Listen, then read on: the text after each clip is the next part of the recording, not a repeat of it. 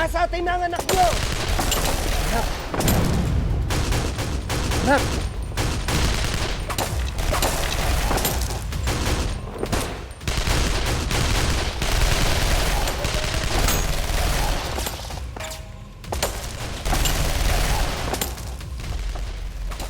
Sino ba yung mga yan?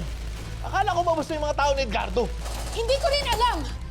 Kailangan mabawi natin si Calvin sa kanila.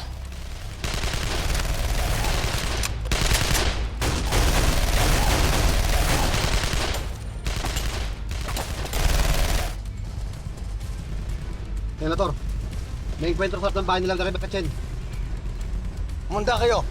Tulungan natin si Rebecca. Hinto mo!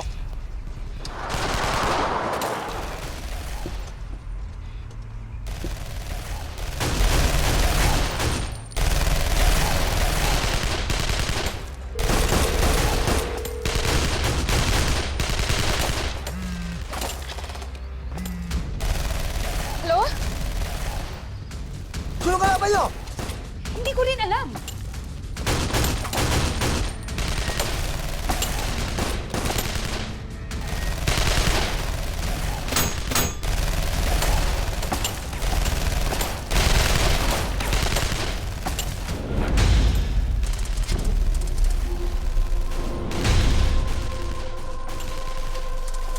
Ceasefire!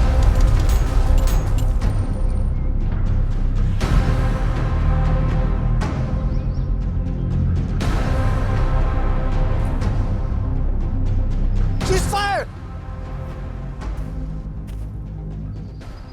Antonio!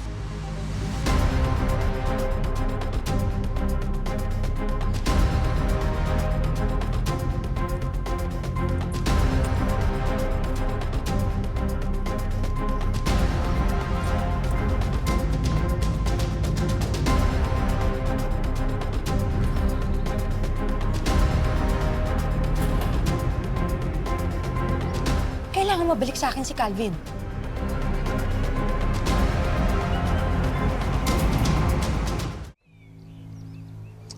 Rebecca, ang pinagtataka ko lang, kung bakit sa dinami-dami nating membro at kasangga sa Golden Scorpion, bakit ito si Calvin ang naisipan mo pang isalba?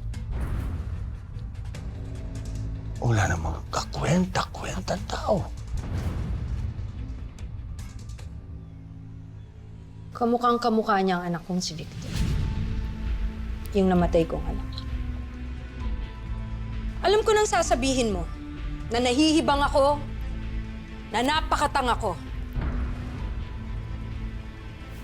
Pero kahit kailan, hindi niyo maiintindihan ang nararamdaman ko. Dahil hindi niyo pa naranasan na mamatayan ng anak.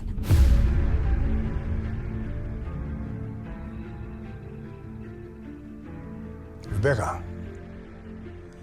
ba nakakalimutan mo ang punot dulo ng pagkabaksak ng Golden Scorpion? Lumambot ang puso ni Edgardo. Nagpakaamat siya kay Black Rider. At nagpapasok pa siya ng kalaban sa mismong bakuran niya. Sa mundong ginagalawan natin ngayon, walang puwang ang puso. Utak ang pairalin. Kaya kalimutan mo na si Calvin.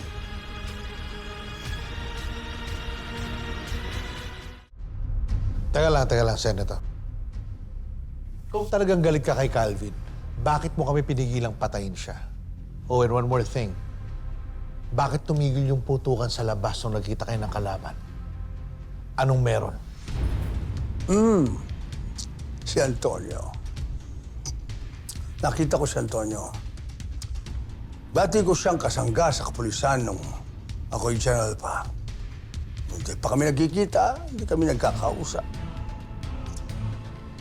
At gusto kong malaman kung anong koneksyon niya kay Calvin.